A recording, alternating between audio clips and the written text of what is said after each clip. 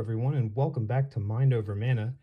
An update, I'd like to share with you what I'm buying. I'd love to hear what you're buying, but right now I am scooping up, while I can, Zendikar Rising draft boxes.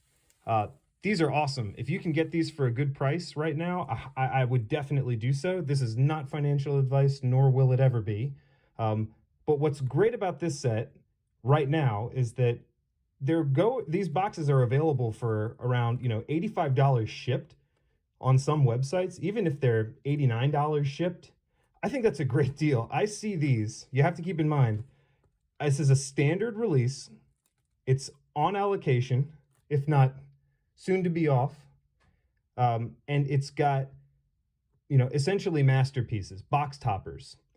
Standard sets that have box toppers in them, I have a lot of confidence in when I buy them for myself in terms of what they'll be worth long term.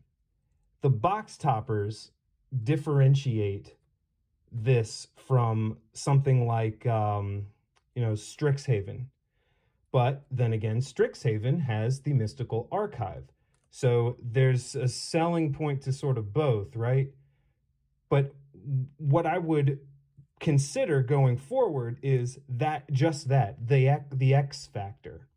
Like, what is it about each release when they come out that adds a little something extra to just the 36 packs inside? I think that's going to be pretty important going forward when it comes to kind of my decision to buy something when I'm trying to decide how much of it that I buy. I have a lot of confidence in Zendikar Rising because of the box toppers. I think the set's cool. I think it's got, cool showcase treatments. I love from a collectability standpoint. I always love seeing what the next showcase frame is going to be, what the next full art. And speaking of full art, this set has the pathways. This has borderless pathways that you can get in a draft box, in addition to a box topper, in addition to some really epic modal double face mythics. I think the cards in the set itself are going to age well. I think that there will be playable, sought-after cards that are pretty unique. I don't know exactly where you slot a reprint of certain really good cards in here into a set. And I've said this before. I've got another video on of the 5 cards to collect series where I talk about the borderless pathways.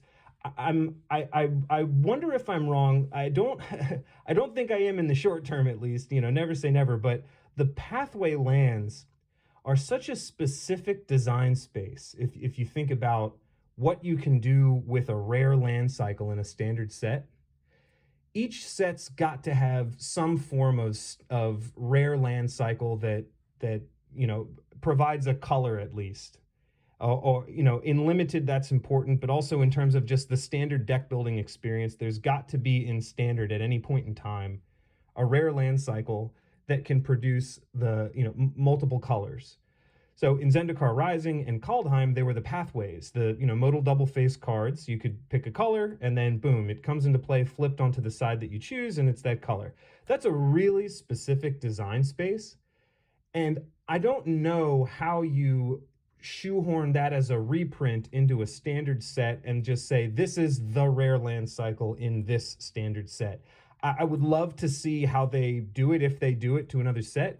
I was just of the opinion that it's a really specific type of design and that design space has already been claimed. Again, I talk about it more in another video where I'm advocating, or at least sharing, that I think picking up borderless pathways to add to your collection is a great idea now, because some of them are only just a few dollars.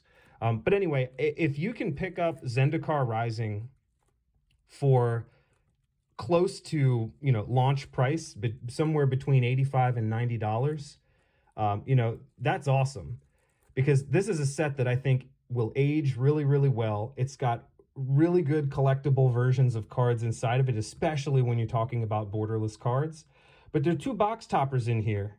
The box topper is huge. It ups my confidence level in holding this long term. And again, downside risk, I'll say it anytime I ever put something on here about this.